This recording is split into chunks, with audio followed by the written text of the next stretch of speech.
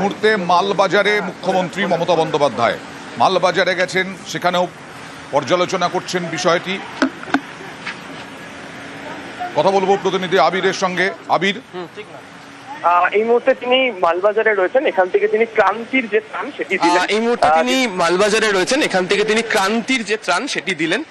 জেলা শাসক, জেলা পুলিশ সুপার, আইসি এবং যারা এখানে চেয়ারম্যান ছিলেন পুরসভার, তার মধ্যে দিয়ে এই ত্রাণটিকে দেওয়া হচ্ছে।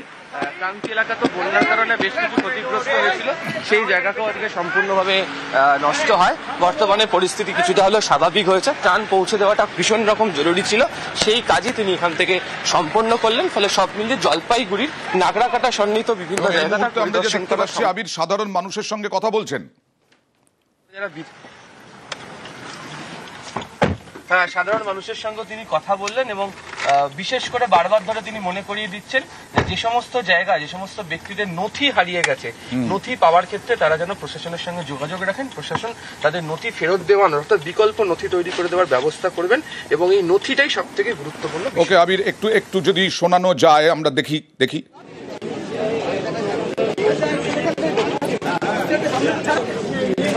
পড়ুয়াদের সঙ্গে কথা বললেন মমতা বন্দ্যোপাধ্যায়। ক্ষতিগ্রস্ত এলাকা পরিদর্শন, মুখ্যমন্ত্রীর ক্রান্তির ত্রাণ তিনি ওখানে রাখলেন, দিলেন। জনসংযোগ সারছেন, বারবার করে বলছেন যে যাদের নথি হারিয়ে গেছে, ভেসে গেছে, ক্যাম্প খোলা হয়েছে, সেই ক্যাম্পে যেন নথি ফিরে পাওয়ার জন্য আবেদন করেন। এলাকাবাসীকে বারবার বলা হচ্ছে, সতর্ক করা হচ্ছে, সচেতন করা হচ্ছে। মুখ্যমন্ত্রী বলছেন আজকে মেটেলি, টন্ডু, বামনডাঙ্গা বিভিন্ন জায়গায় ত্রাণ বিলি করলেন। বিভিন্ন ক্যাম্প খোলা হয়েছে, হেলথ ক্যাম্প খোলা হয়েছে। পড়ুয়ারা হাসি মুখে পড়ুয়াদের সঙ্গে কথা বলছেন।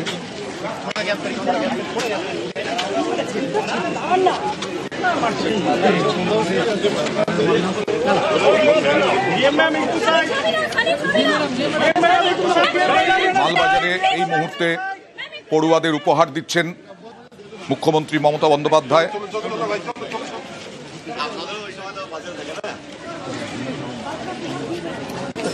বিধ্বস্ত উত্তরবঙ্গে দ্বিতীয়বারের জন্য মুখ্যমন্ত্রী মমতা বন্দ্যোপাধ্যায় এরপর বিধ্বস্ত যে জায়গাগুলি, সেই জায়গাগুলি পুনর্গঠনে পর্যালোচনা বৈঠক করবেন। কালকেও করেছেন।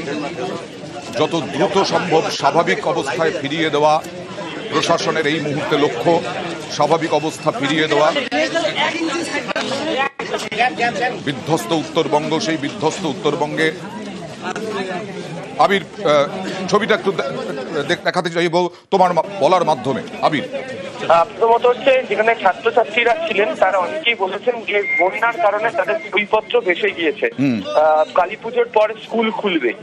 মুখ্যমন্ত্রী জেলা শাসক এবং জেলা পুলিশ সুপারকে বললেন বিভিন্ন স্কুলের যারা হেডমাস্টার রয়েছেন তাদের সঙ্গে যোগাযোগ করতে এবং পর্ষদের সঙ্গে যোগাযোগ রাখতে। তিনি নিজেও শিক্ষামন্ত্রীর সাথে কথা বলবেন। তাদের বই, খাতা, ব্যাগ, স্কুলের পোশাক এবং জুতো দেওয়ার ব্যবস্থা করতে হবে।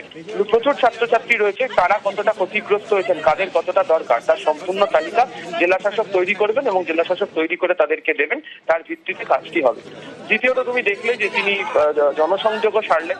বিশেষ করে জিজ্ঞাসা করে নিলেন যে অনেকেই জিজ্ঞাসা করলেন সেটা হচ্ছে যে ত্রাণ কতদিন পাওয়া যাবে বা যারা কিচেন সেন্টারে রয়েছে কতদিন পর্যন্ত কিচেন চলবে। মুখ্যমন্ত্রী জানিয়ে দিলেন কিচেন চলবে, কিচেন বন্ধ হবে না। সবাই জিনিসপত্র যা যেমন ভাবে পাচ্ছেন তেমন ভাবেই তারা পাবেন, কোনো ধরনের কোনো অসুবিধা তৈরি হবে না। এবং একই সঙ্গে মনে করিয়ে দিয়েছেন এই কাজ করার জন্য প্রত্যেককে বিভিন্ন জায়গাতে নোডাল অফিসারদেরকে দায়িত্ব দেওয়া হয়েছে, তারাই গোটা বিষয়টি কাজ করবেন। যদি কোথাও কোনো অসুবিধা হয় জেলা শাসকরা সরাসরি মুখ্য সচিবকে জানাবেন, মুখ্য সচিব গোটা বিষয়টি দেখে নেবেন।